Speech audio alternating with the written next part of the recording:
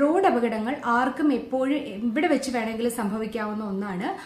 അതോടൊപ്പം തന്നെ നമ്മളിൽ ചിലരെങ്കിലും ചില വലിയ അപകടങ്ങൾക്ക് ദൃക്സാക്ഷികളായി തീർന്നിട്ടുണ്ട്. കയ്യിൽ പൈസ ഇല്ല എന്നുള്ള ഒരൊറ്റ കാരണത്താൽ നമുക്ക് അവരെ സംരക്ഷിക്കാൻ വേണ്ടി, അവരെ ഹോസ്പിറ്റലിൽ എത്തിക്കാൻ വേണ്ടിയൊക്കെ ഇറങ്ങാൻ പറ്റാത്ത സാഹചര്യത്തിലും എത്തിയിട്ടുണ്ട്. ഇത്തരം പ്രശ്നങ്ങളൊന്നും ഉണ്ടാകാതിരിക്കുന്നതിന് വേണ്ടി റോഡ് അപകടങ്ങളിൽ പെട്ട ഒരാളിന്റെ ജീവൻ സംരക്ഷിക്കുക എന്ന ലക്ഷ്യത്തെ മുൻനിർത്തിക്കൊണ്ട് നമ്മുടെ കേന്ദ്ര സർക്കാർ വിഭാവനം ചെയ്തിട്ടുള്ള ഒരു പുതിയ പദ്ധതിയാണ് PM രാഹത്ത് എന്ന് പറയുന്നത്. 2026 ഫെബ്രുവരി 14 നമ്മുടെ ബഹുമാനപ്പെട്ട പ്രധാനമന്ത്രി ആ ഒരു ഫയലിൽ ഒപ്പുവെച്ചിട്ടുണ്ട്. അതാണ് PM രാഹത്ത്. ഈ PM രാഹത്ത് എന്ന് പറയുന്ന ചികിത്സാ സഹായ പദ്ധതിയുടെ വിവരങ്ങളാണ് ഞാൻ ഇന്ന് നിങ്ങളോട് ഷെയർ ചെയ്യാൻ പോകുന്നത്. ഞാൻ ശ്രീലക്ഷ്മി അജേഷ്. ഇത് സംവാദ് ജംഗ്ഷൻ വിത്ത് ശ്രീലക്ഷ്മി. ഇത് നമുക്ക് എല്ലാവർക്കും ഉപകാരപ്പെടുന്ന ഒരു വീഡിയോ ആണ്. നമുക്ക് അത്യാവശ്യമുള്ള വിവരങ്ങളാണ് ഇതിനകത്തുള്ളത്. അതുകൊണ്ട് തന്നെ നിങ്ങൾ ഇത് ഷെയർ ചെയ്ത് വെക്കുകയോ നിങ്ങളുടെ ഫ്രണ്ട്സിനും റിലേറ്റീവ്സിനും ഒക്കെ അയച്ചു കൊടുക്കുകയോ ചെയ്യണം. ഓക്കെ, അപ്പൊ നമുക്ക് ഇതിന്റെ ഡീറ്റെയിൽസിലേക്ക് എടുക്കാം. PM രാഹത്ത് എന്ന് പറയുന്ന പദ്ധതി ഒരു എക്സാമ്പിൾ വെച്ച് ഞാൻ നിങ്ങൾക്ക് എക്സ്പ്ലെയിൻ ചെയ്തു തരാം. അതായത് ഞാൻ 2 വീലർ ഓടിക്കുന്ന ആളാണല്ലോ. ഞാൻ 2 വീലർ ഓടിച്ചു പോകുന്ന സമയത്ത് ഞാൻ ആ വണ്ടിയിൽ നിന്ന് ഉരുണ്ടു വീണ് ഞാൻ റോഡ് അപകടത്തിൽ പെട്ടു. റോഡ് അപകടത്തിൽപ്പെട്ടാൽ എന്റെ കാലൊക്കെ ഒടിഞ്ഞു എന്ന് വെക്കുക, എന്റെ കൈക്ക് കുഴപ്പമൊന്നുമില്ല, എനിക്ക് ഓർമ്മയൊക്കെ ഉണ്ടെന്നുണ്ടെങ്കിൽ എന്റെ ഫോൺ എടുത്ത് 112 എത്രയാണ് 112 112 എന്ന നമ്പറിലേക്ക് ഡയൽ ചെയ്താൽ ആംബുലൻസ് വരും. എന്നെ ഏത് ഹോസ്പിറ്റലാണോ ഈ ഒരു പദ്ധതിയുമായിട്ട് അസോസിയേറ്റ് ചെയ്ത് എന്റെ അടുത്തുള്ളത് ആ ഹോസ്പിറ്റലിലേക്ക് എനിക്ക് കൊണ്ടുപോവുകയും എനിക്ക് എന്താണോ വിദഗ്ധ ചികിത്സ വേണ്ടത് അത് നൽകുകയും ചെയ്യും. ഇതിന് എനിക്ക് എന്റെ കയ്യിൽ എന്റെ തിരിച്ചറിയൽ രേഖ വേണമെന്നില്ല, എന്റെ പേര് പോലും പറയാൻ എനിക്ക് പറ്റണമെന്നില്ല, ഇതൊന്നും വേണ്ട. ഞാൻ റോഡ് അപകടത്തിൽ പെട്ട ആളായാൽ മതി. ഇത് മാത്രമാണ് മാനദണ്ഡം. 7 ദിവസത്തേക്ക് 1.5 ലക്ഷം രൂപ വരെയുള്ള ചികിത്സാ സഹായം സർക്കാർ നൽകും. ഓക്കെ, ഇനി മറ്റൊന്ന്, നമ്മൾ ദൃക്സാക്ഷി ആകേണ്ടി വരുന്ന സാഹചര്യം അല്ലെങ്കിൽ ദൃക്സാക്ഷി ആകുന്ന സാഹചര്യം. ഇപ്പൊ ഞാൻ വണ്ടി ഓടിച്ചു പോവുകയാണ്, എന്റെ മുന്നിൽ ഒരു ആക്സിഡന്റ് ഞാൻ കണ്ടു, അതിൽ ആൾക്ക് ബോധമൊന്നുമില്ല, വളരെ ക്രിട്ടിക്കലാണ്. അങ്ങനെ ഞാനൊരു സാഹചര്യം കണ്ടാൽ ഞാൻ അപ്പോൾ തന്നെ 112 എന്ന നമ്പറിലേക്ക് ഡയൽ ചെയ്ത് ഈ ഒരു വിവരം അറിയിക്കണം. എത്രയാണ് നമ്പർ? 112 112 ഈ നമ്പറിലേക്ക് വിളിച്ചു പറയണം. ഇങ്ങനെ വിളിച്ചു പറയുമ്പോൾ ആംബുലൻസ് വരും. ഈ ആളിനെ അവർ കൊണ്ടുപോയി വിദഗ്ധ ചികിത്സ കൊടുത്ത് അയാളുടെ ജീവൻ രക്ഷിക്കും. അപ്പൊ എല്ലാവർക്കും ഉള്ളൊരു സംശയം, ഇതിന് നേരത്തെ അപ്ലൈ ചെയ്യേണ്ട കാര്യം വല്ലതും ഉണ്ടോ? ഒന്നും ചെയ്യേണ്ട. നമുക്ക് ഈ ഒരു വിവരം 112 എന്ന് പറയുന്ന നമ്പർ നമുക്ക് അറിയാമായിരുന്നാൽ മാത്രം മതി.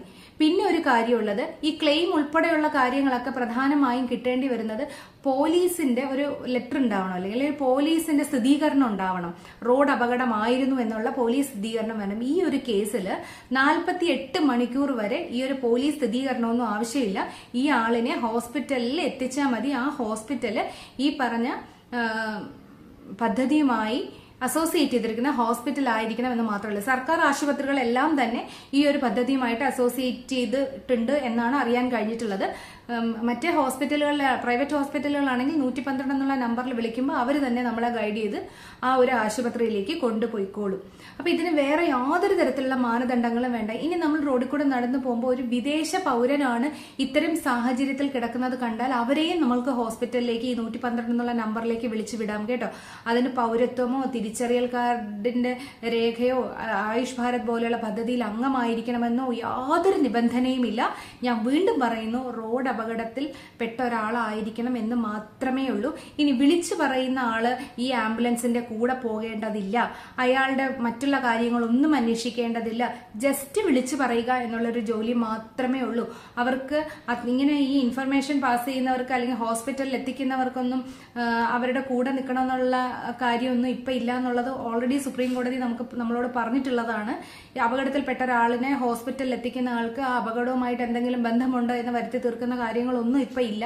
അത് നേരത്തെ ഉള്ള ഒരു കാര്യമാണ്. പക്ഷെ പൈസ ഇല്ലാത്തതിന്റെ പേരിൽ നമ്മൾ പലരും ചികിത്സയ്ക്ക് കൊണ്ടുപോകാം എന്ന് വിചാരിക്കാത്ത ഒരു സാഹചര്യം ഉണ്ടാകരുത് എന്ന് മാത്രമേ ഉള്ളൂ ഇതിന്.